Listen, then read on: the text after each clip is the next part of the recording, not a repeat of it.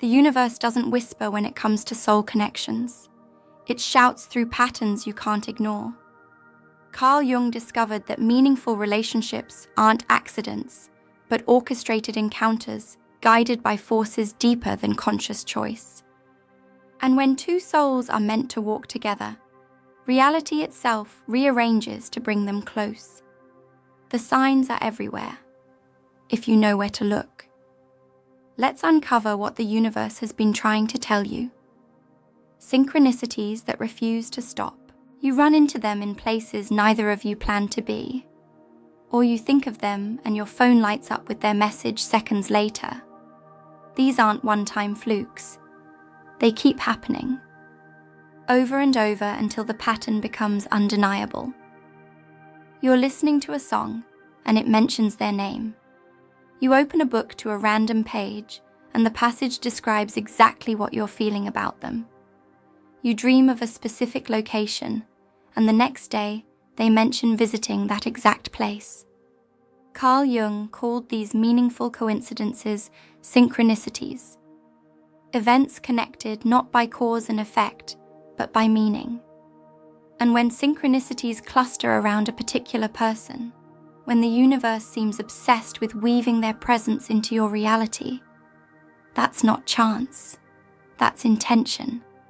That's the invisible hand of something larger arranging meetings that your logical mind would dismiss as impossible. Most people notice synchronicities, but then immediately rationalize them away.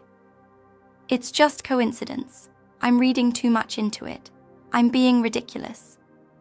But Jung spent decades studying these phenomena and concluded that they're actually the universe's primary language. The way the collective unconscious communicates. The way souls recognize each other across time and space. Because synchronicity doesn't happen randomly. It happens when your inner state aligns with an outer event in a way that creates meaning.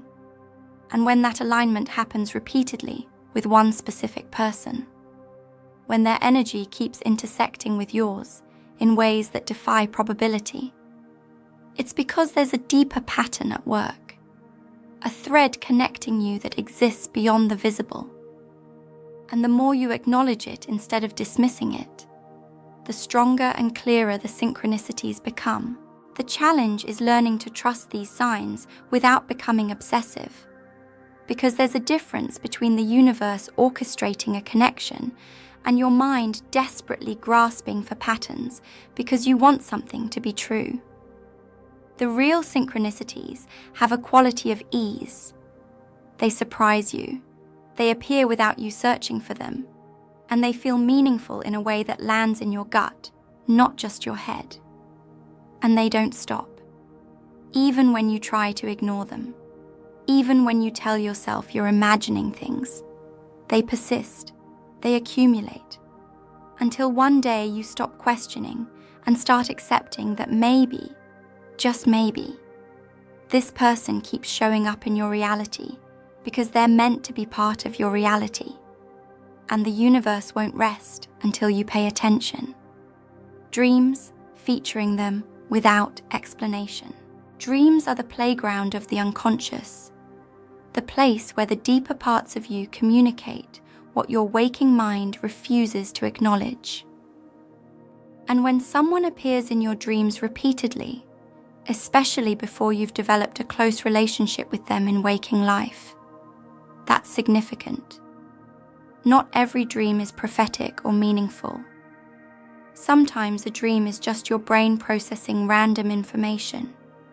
But there's a type of dream that feels different, heavier, more vivid. You wake up and the feeling lingers for hours, sometimes days. You can remember details you normally wouldn't. And the person in the dream, they weren't just a background character. They were central. They were saying things, showing you things, creating an emotional resonance that stays with you long after you open your eyes. These dreams often carry messages your conscious mind isn't ready to receive. Maybe you're not ready to admit you're drawn to this person. Maybe circumstances make the connection complicated, and you've been suppressing your feelings.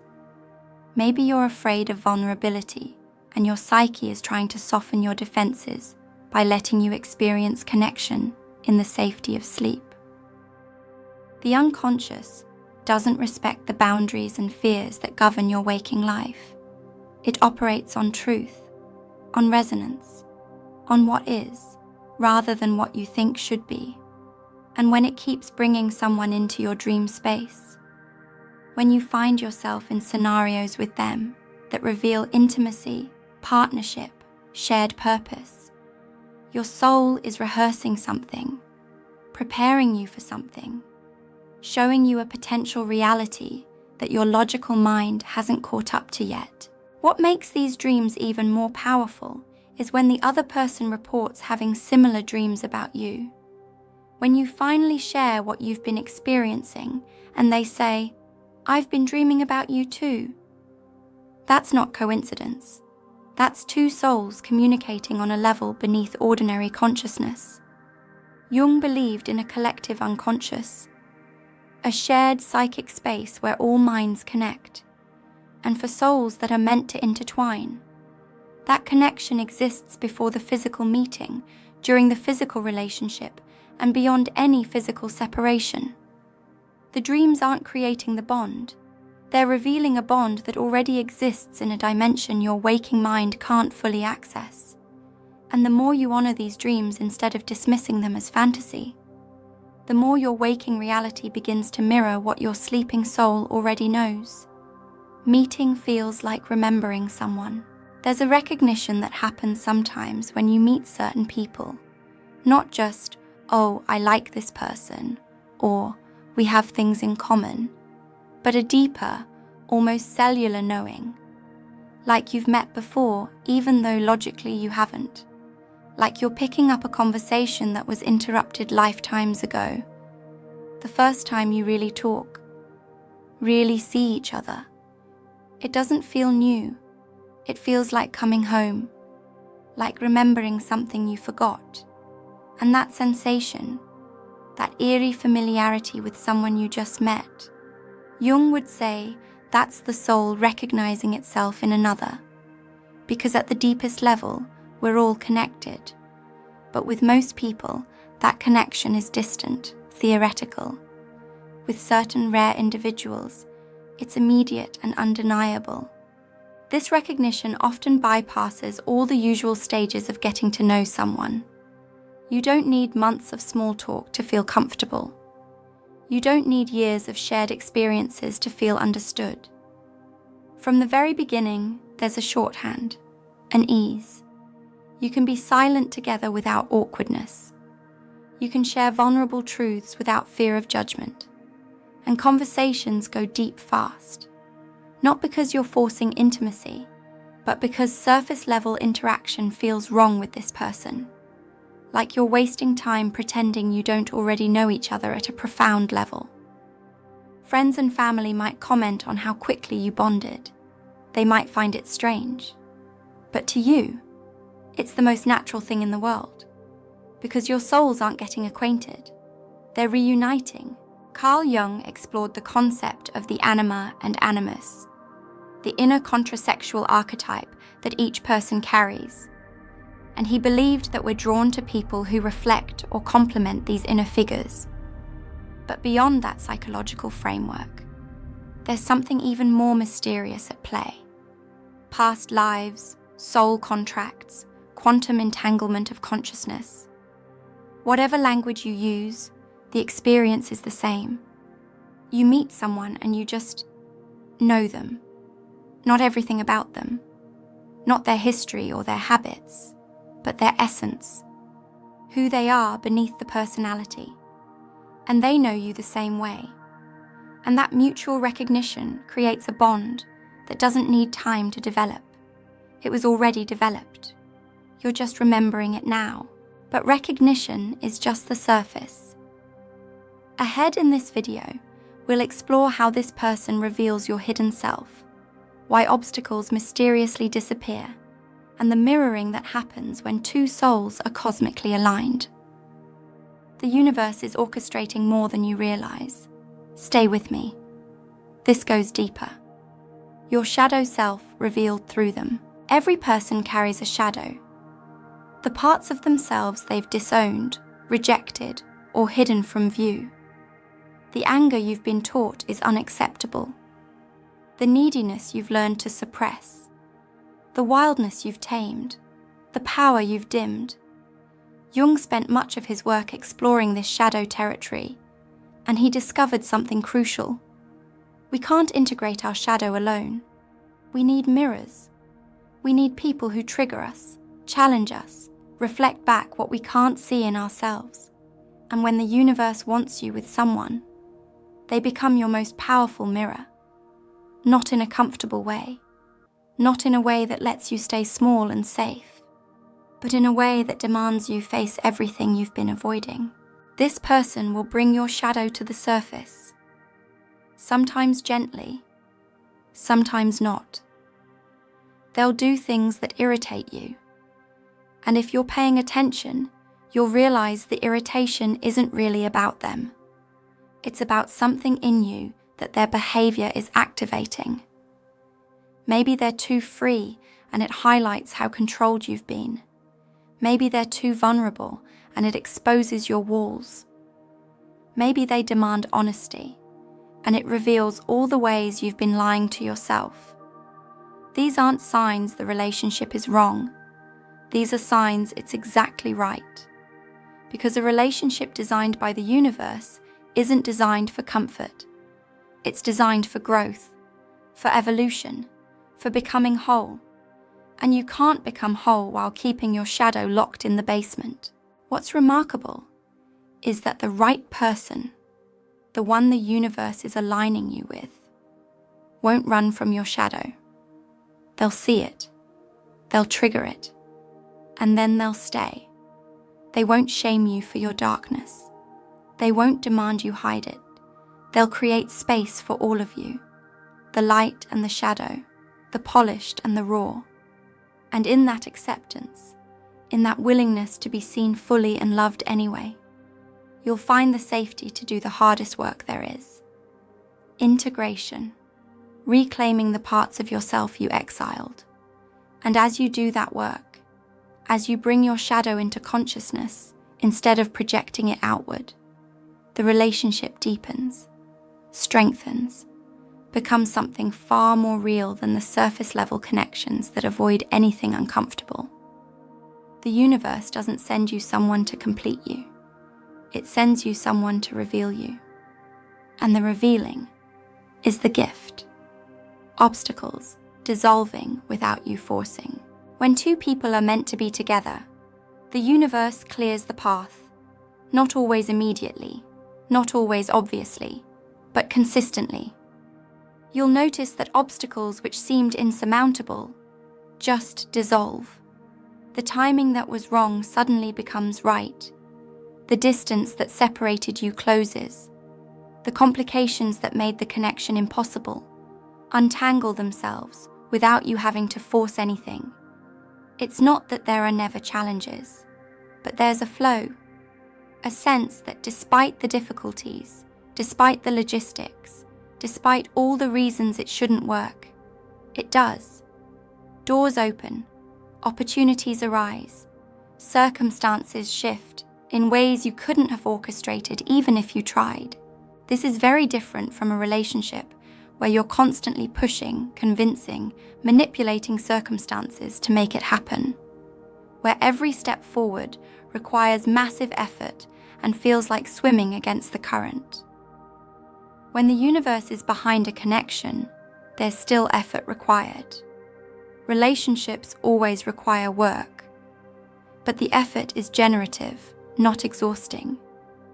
You're building something together, not dragging someone unwilling along. And the external world seems to cooperate. People come into your life who support the relationship. Resources appear when you need them. Third parties who could have been obstacles become allies. And even when challenges do arise, they're challenges that bring you closer rather than tear you apart. They're growth opportunities, not deal breakers. Carl Jung believed deeply in the concept of meaningful coincidence extending into all areas of life, including relationships. And he'd say that when the collective unconscious, when the larger intelligence of the universe aligns two souls, it doesn't leave their union to chance. It participates, it orchestrates, it removes what blocks and provides what serves. Not in some magical thinking way where you just sit back and wait for everything to fall into place, but in a way where your aligned intention meets universal support, and together you create something that was always meant to be. The dissolving of obstacles isn't proof that the relationship will be easy. It's proof that the relationship is supported. And when you feel that support, when you stop fighting and start flowing, the path becomes clear. Not smooth, but clear. And that's all you need.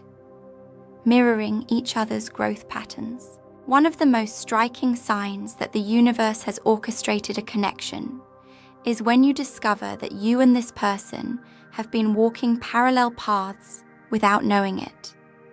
You've both been healing the same wounds, reading the same books, asking the same questions, going through similar transitions at similar times.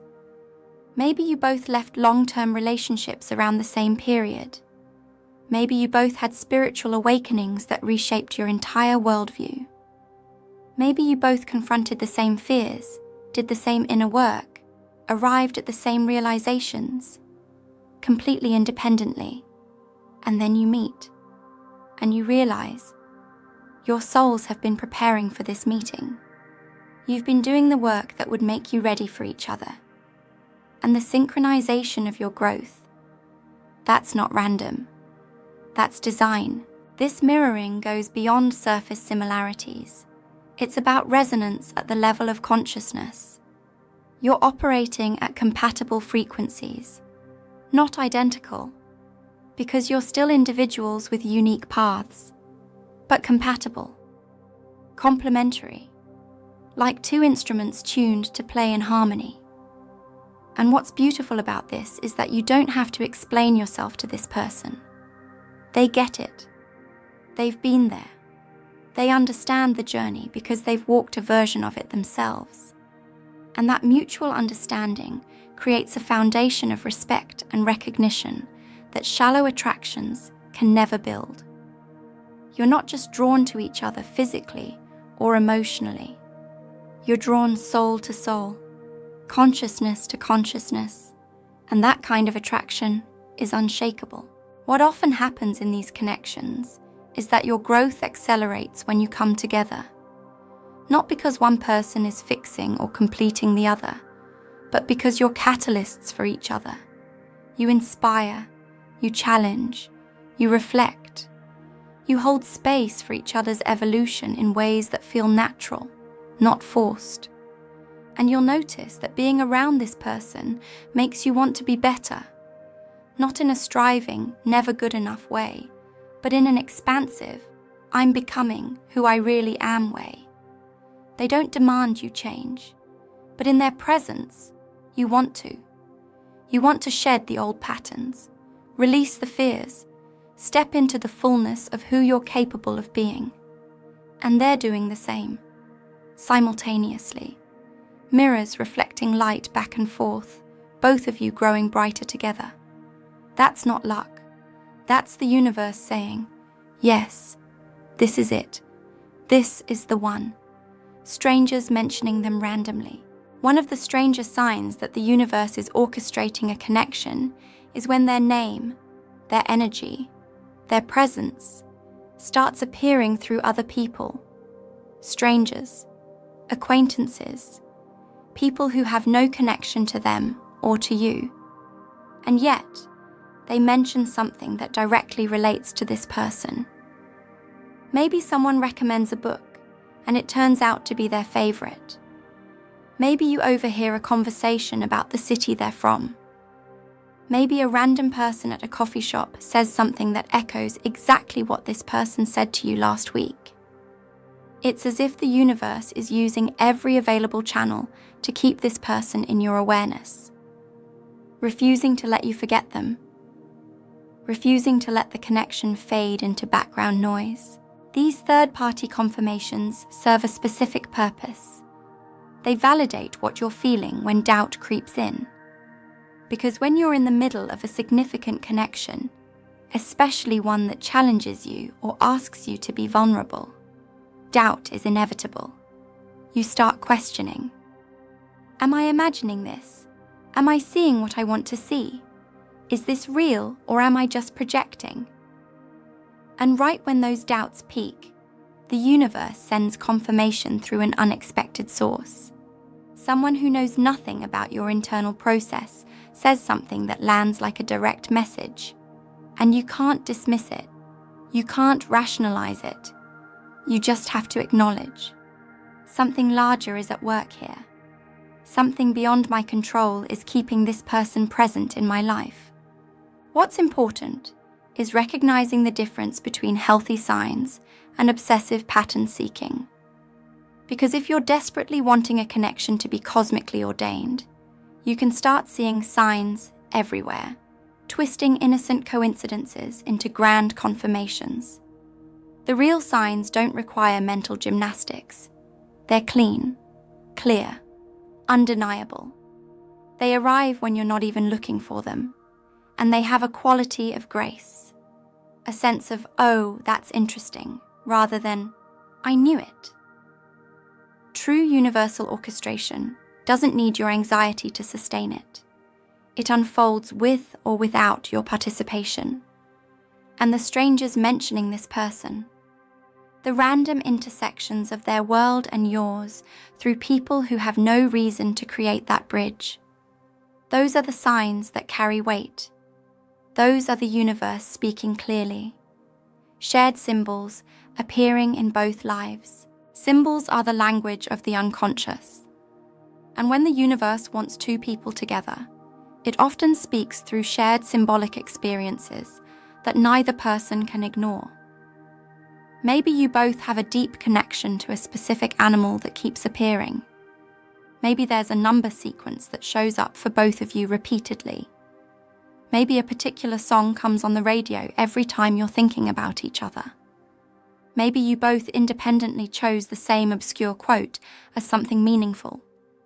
These shared symbols aren't just cute coincidences. They're markers, breadcrumbs, evidence of an invisible thread connecting your inner worlds. And when you start comparing notes and realize how many symbols you have in common, it's staggering. Jung devoted significant study to symbols and their role in the psyche.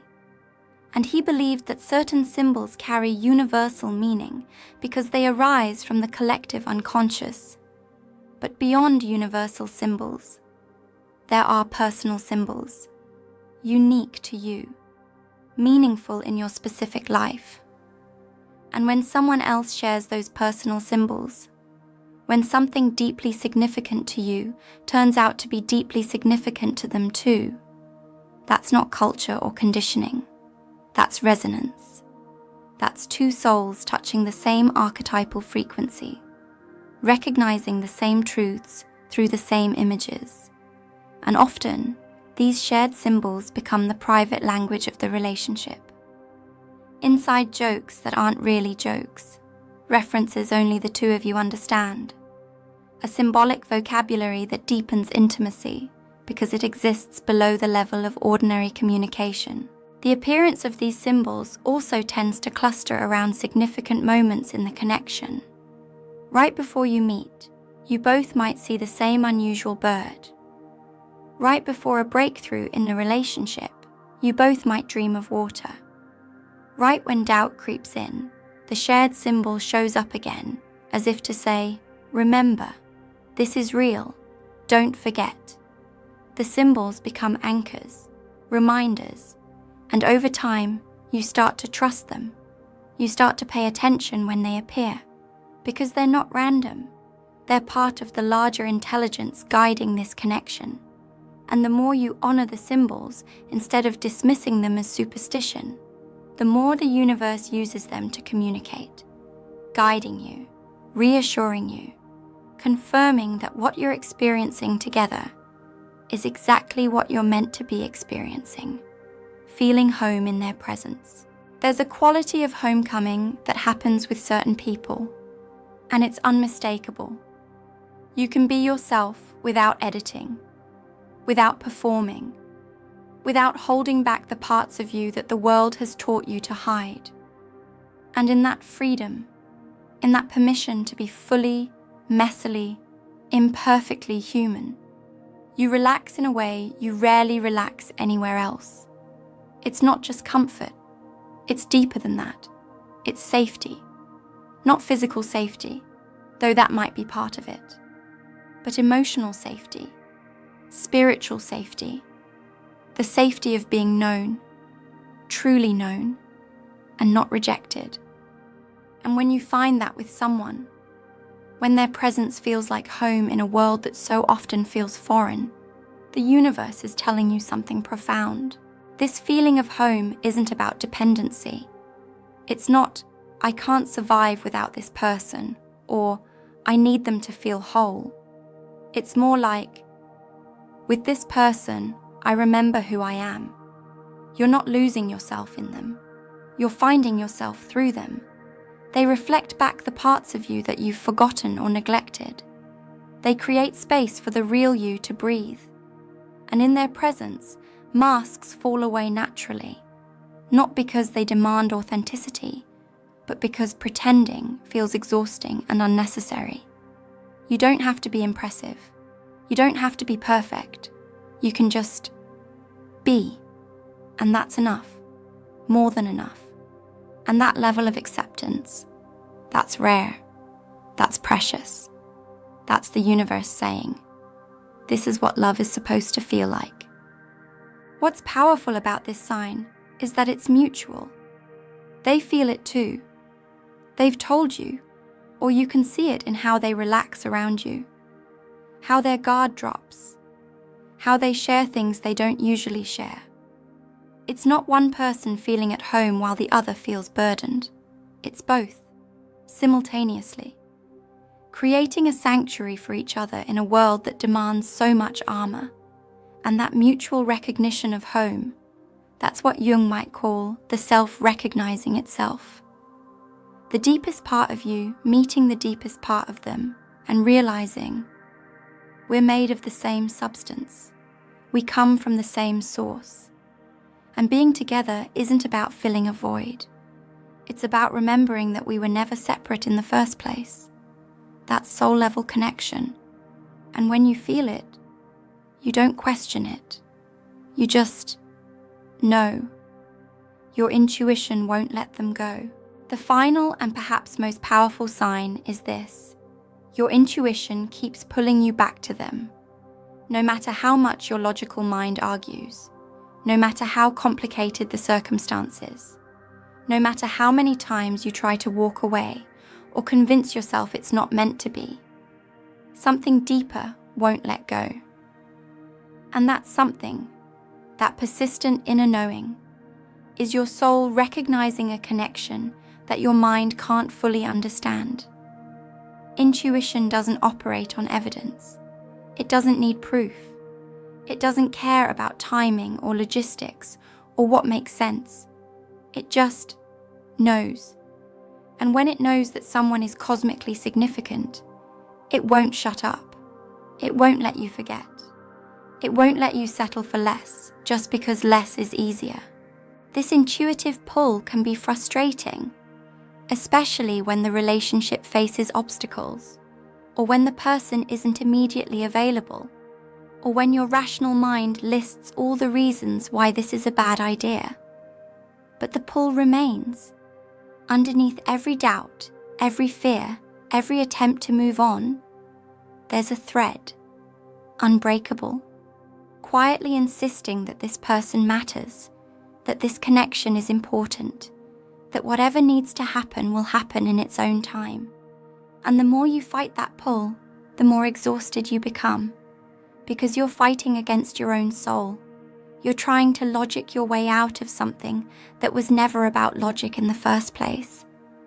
And eventually, if you're wise, you stop fighting. You surrender to the knowing. You trust that your intuition sees something your mind can't. Jung trusted the wisdom of the unconscious far more than the machinations of the conscious mind. And he'd say that when your intuition is fixated on someone, when you can't shake them no matter how hard you try, it's because there's unfinished business between you. Soul-level business. Maybe it's a lesson you need to learn together. Maybe it's a healing you need to facilitate for each other. Maybe it's a purpose you're meant to fulfill as a unit. Or maybe it's simply love, the kind that transcends logic and time and circumstance. The kind the universe orchestrates because it serves something larger than your individual happiness. And when your intuition won't let them go, don't dismiss it. Don't pathologize it. Don't shame yourself for caring about someone your life hasn't fully made room for yet. Trust it, honor it, and know that the universe has a plan, and you're living it right now.